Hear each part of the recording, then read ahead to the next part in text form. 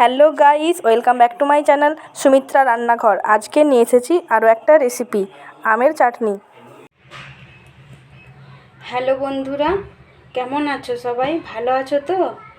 বেশ কয়েকদিন আমি ভিডিও আনতে পারিনি, বাড়িতে একটু অসুবিধার জন্যে, তাই ভিডিও দিতে পারিনি।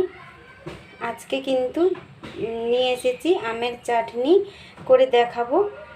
আজ থেকে ভিডিও আবার শুরু করছি, তোমরা সবাই দেখবে এবং সাবস্ক্রাইব করবে। চলুন তাহলে আজকে ভিডিওটা করে। প্রথমে আমি একটা আম কেটে নিয়েছি, ভালো করে ছাড়িয়ে এইভাবে কেটেছি। আঁঠি হয়ে গেছে, দেখতেই পাচ্ছ, এই দেখো। তাই সমানভাবে কাটা হয়নি, এলোমেলোভাবে কাটা হয়ে গেছে। প্রথমে কড়াইতে তেল দিয়ে দিয়েছি, তেল গরম হয়ে গেছে। এবারে তেলের মধ্যে একটা গোটা শুকনো লঙ্কা কেটে দিয়ে দিচ্ছি, সামান্য একটু 5 ফোড়ন দিয়ে দিচ্ছি। এবার এর মধ্যে কাটা আমগুলো দিয়ে দিচ্ছি। এবার এর মধ্যে পরিমাণ মতন হলুদ গুঁড়ো আর লবণ দিয়ে দিচ্ছি একসঙ্গে, দিয়ে হালকা করে এবারে ভেজে নেব।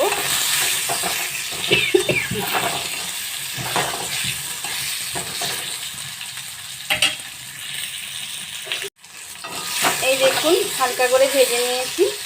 এবার এর মধ্যে জল দিয়ে দেব। বেশি কিন্তু জল লাগবে না, ছোট বাটির 1 বাটি জল দিলেই হবে।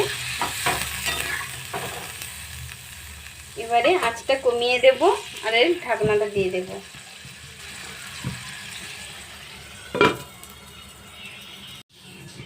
চলুন এবারে ঢাকনাটা খুলে দেখি।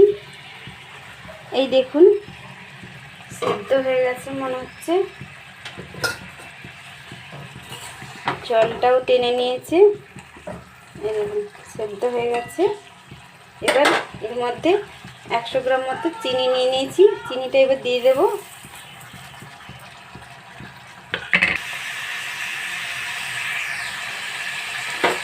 চিনিটা এবারে আস্তে আস্তে গলতে থাকবে। এই দেখুন কত সুন্দরভাবে কালার হয়ে এসেছে, বুঝতেই পারছেন। গলিয়ে দিই আমটাকে, না হলে ভেতর দিকে আবার মিষ্টিটা ঢুকবে না, টক থেকে যাবে।